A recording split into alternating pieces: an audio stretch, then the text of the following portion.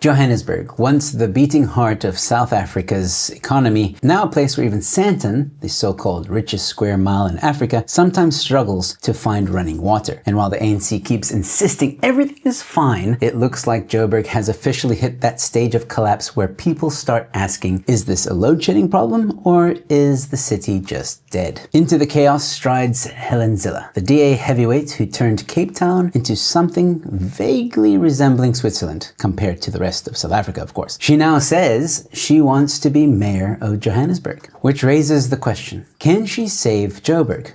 Or is she about to become Joburg's last Hail Mary? The whole place sinks. Let's get into it.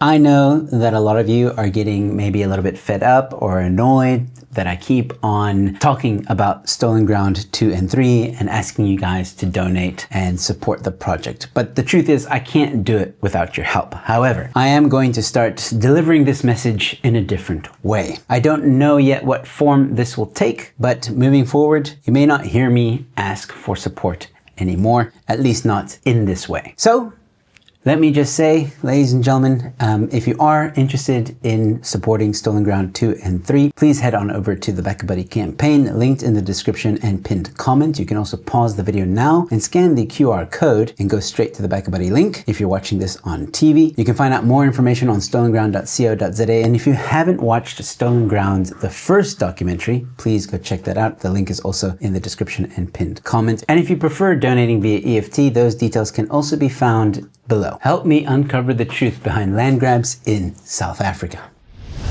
Hello ladies and gentlemen, welcome to Newsflash. I'm your host Emilio. Thanks for tuning in. Let's not sugarcoat it. Joburg is a mess. Infrastructure is collapsing, corruption is the city's official currency, and the only thing that runs consistently is sewage through broken pipes. When you get into a taxi, you sit down before you get in. Communities like Westbury have been protesting for weeks because their taps have run drier than the ANC's promises. And Mayor Dada Morero of the ANC, he showed up, patted everyone on the head, and promised water in 7 days. Spoiler alert, the taps remain dry. But hey, at least the ANC is consistently useless. Even Cyril Ramaphosa himself couldn't spin this one. He admitted out loud that DA municipalities like Cape Town and Stellenbosch are simply run better. Think about that. That's like McDonald's admitting Burger King makes better burgers. When your own president concedes your rival runs cities better, you know you're finished.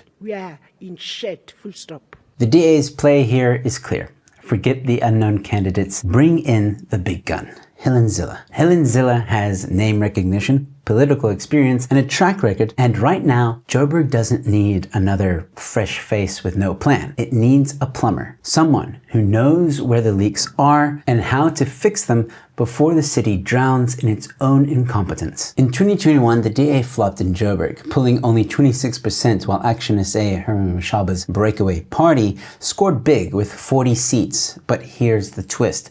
Mashaba has since been exposed as a one-trick pony. He's gone back to his favorite strategy, calling people racist. Boring! Over the weekend, he even compared Zille to Hendrik Verwoerd. Really? Seriously, Herman? That's like comparing your neighbor's annoying cat to Hitler. It's lazy, and worse, it doesn't even work. Action SA only got 1.2% nationally with that nonsense. Now, let's be fair, Zille isn't walking into a slam dunk.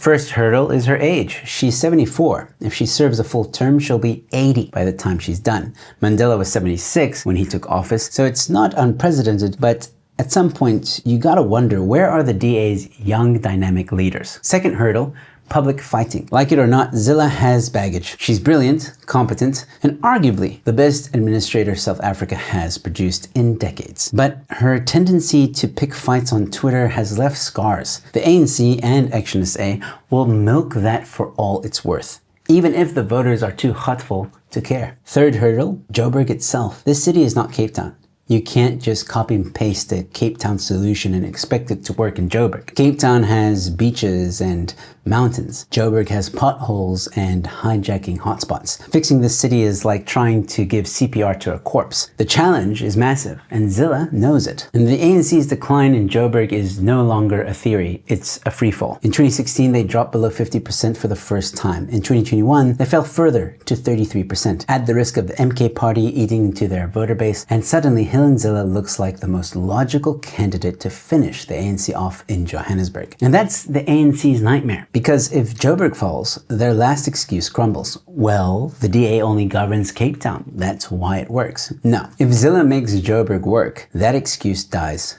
forever. It's about to go back. I like Helen Zille. I think she's one of the best leaders the Western Cape has had, and her record in Cape Town speaks for itself. She's tough, competent, and unafraid to tackle corruption. And compared to the clowns the ANC keeps sending out, she looks like Churchill. But my worry is this: can she win in time to save Joburg? Because even if she does, the city might be too far gone.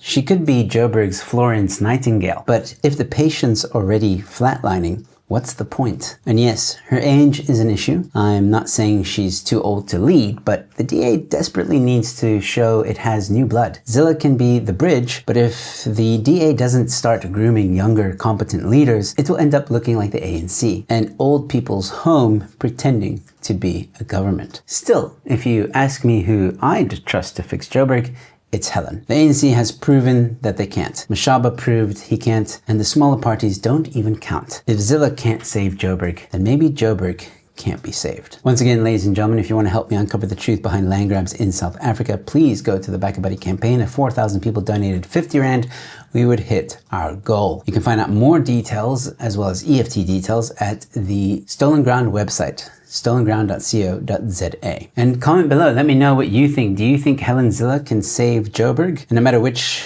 platform you're watching this episode on, drop a follow, a like, or subscribe, and share this video far and wide. I've got more content coming your way. With all that being said, thanks for watching.